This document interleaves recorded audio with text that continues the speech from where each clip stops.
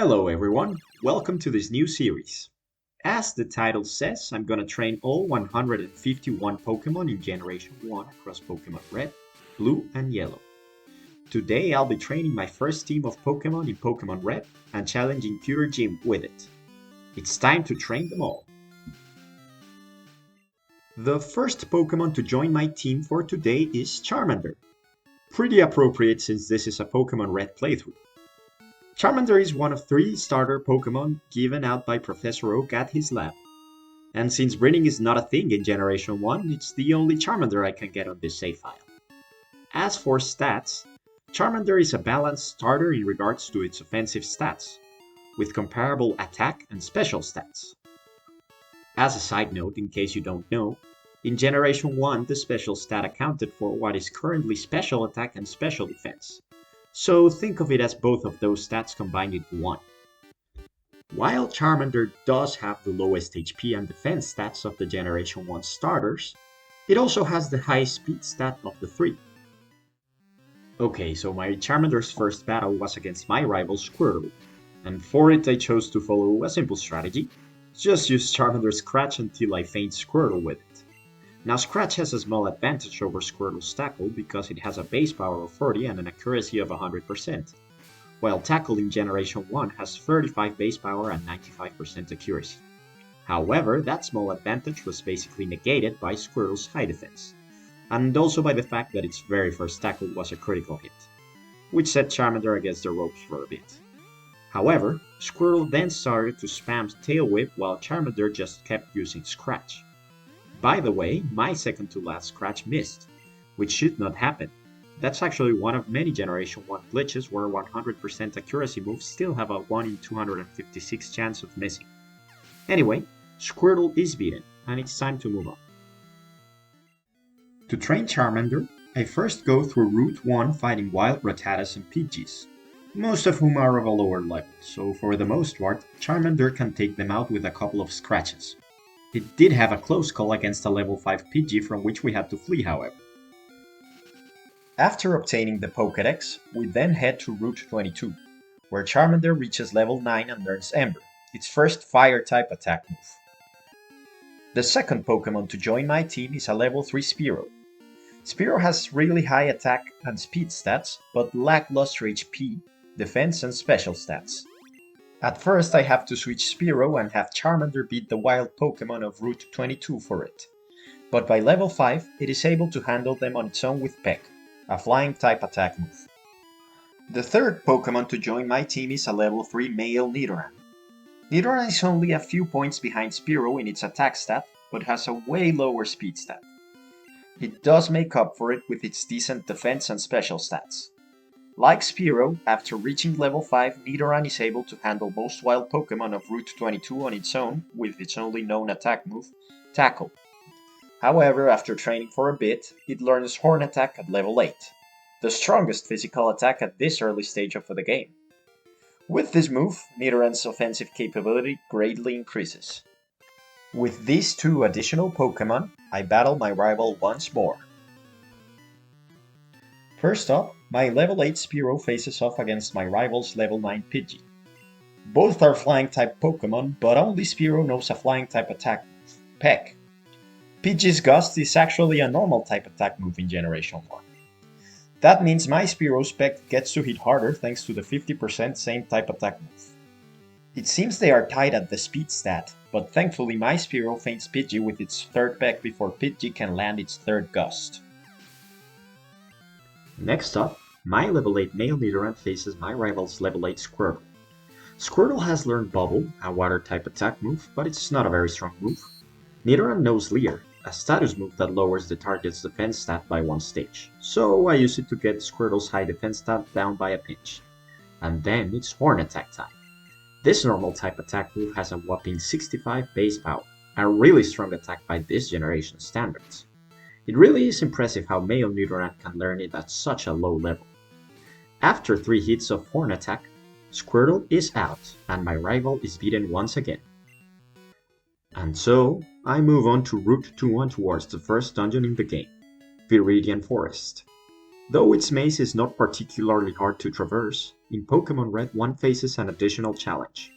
The most common wild Pokémon you encounter are Weedles. Though it's not a strong Pokémon, Weedle knows the move Poison Sting, which doesn't hit that hard but has a 20% chance of poisoning the enemy Pokémon. A status effect which in this generation not only deals damage to Pokémon afflicted with it during battle, but also while walking. In Viridian Forest, we also find the first Pokémon trainers in the game, which are bug catchers, and all of them use higher level Weedles. Fortunately, my team is particularly well suited to deal with them. Charmander and Pidgey absolutely destroy any bug Pokémon they encounter with their fire and flying type attacks. Additionally, since Male Nidoran is a poison type Pokémon, it is immune to Weedle's poisoning. Speaking of Weedles, a level 4 Weedle is the fourth and final Pokémon to join my team on this occasion. As I said, Weedle is not a strong Pokémon. It's actually tied with Caterpie for having the lowest stat average in Generation 1. Almost all of its stats are awful, except its speed stat, which is pretty decent. Due to this, it takes a lot of hand-holding to train Weedle, and only at level 7 can it really start to face other wild Weedles on its own, at which point it's supposed to evolve into a Kakuna. Unfortunately, rules and it doesn't get to evolve until it beats a Pokémon at Pewter Gym.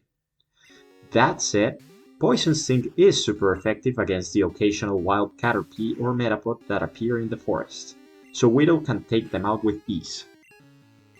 After training for a while at Viridian Forest, Charmander, Spearow, and Weedle rise up to level 10, with Spearow learning Leer at level 9. I also train Male Nidoran until it reaches level 14, at which point it also learns Poison Sting. We are now ready to face Pewter Gym, so I might as well clarify the rules I'll be following to challenge it. As I said at the start of the video, each one of my Pokémon must beat at least one of the Pokémon found at the gym on its own. Once the battle starts, I can't switch my Pokémon away. Item usage, though not encouraged, is allowed, otherwise some of these battles will be impossible to win. I'm looking at you, Weedle. Note that when I say Pokémon found at the gym, I'm referring not only to the gym leader's Pokémon, but also those held by other trainers in the gym. Don't dismiss them as pushovers though. As the series goes on, you'll see that many of these common trainer Pokémon actually have a higher level than some of the gym leader Pokémon.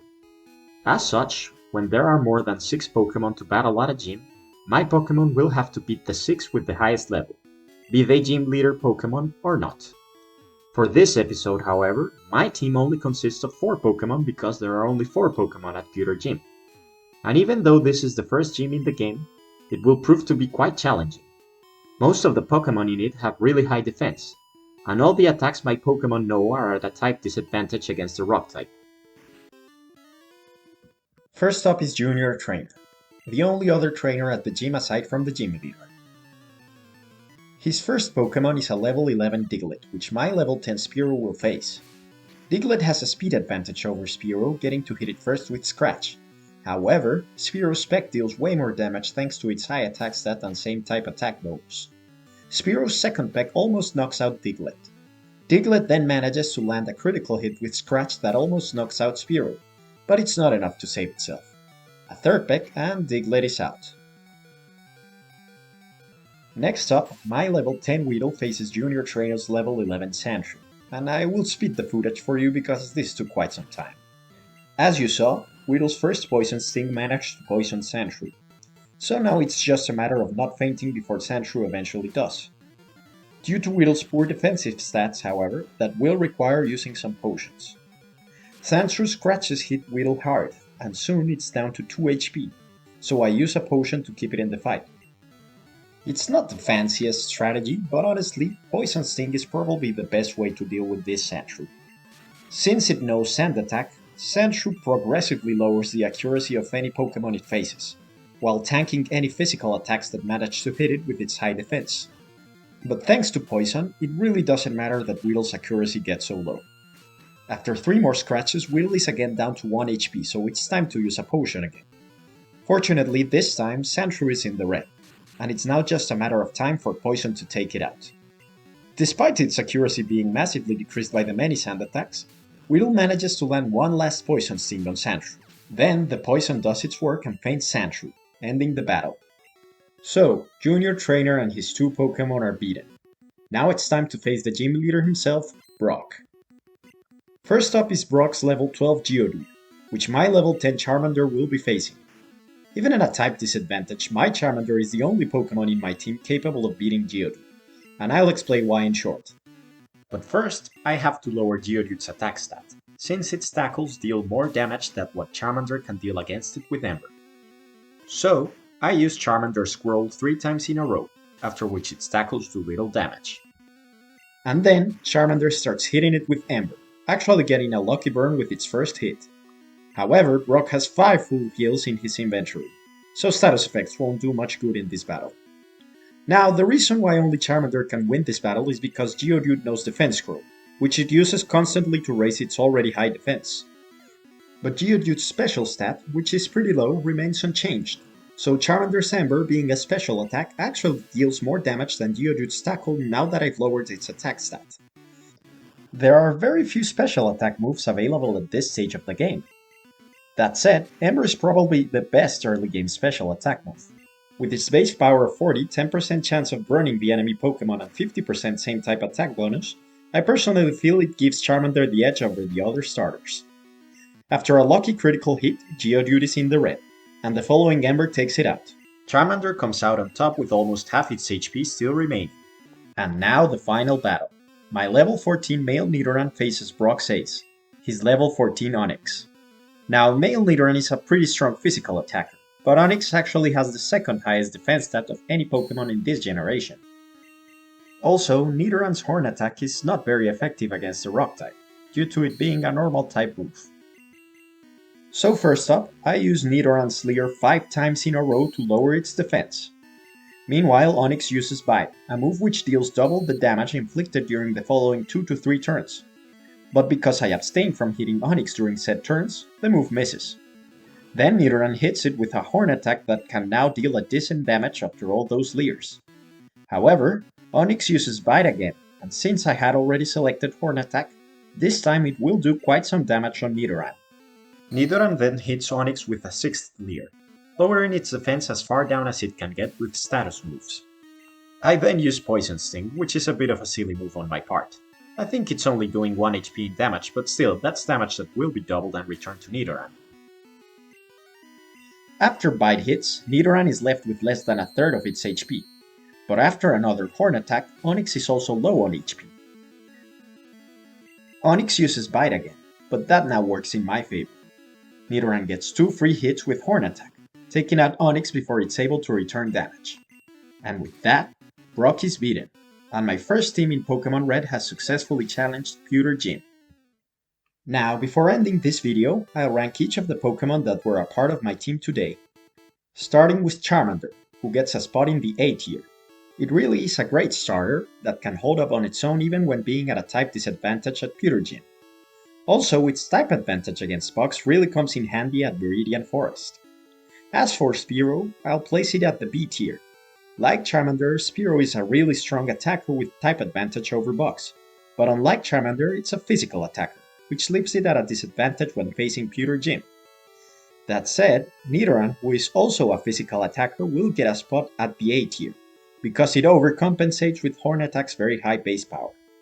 As a plus, Nidoran's immunity to poison really helps when constantly having to battle Weedles at Viridian Forest. I might be a little biased here. I just love that little purple rodent.